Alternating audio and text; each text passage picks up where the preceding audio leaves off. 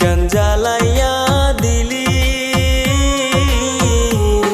করছিলাম কি আমি বন্ধু তোর কোনো ক্ষতি, বন্ধু তোর কি কোনো ক্ষতি।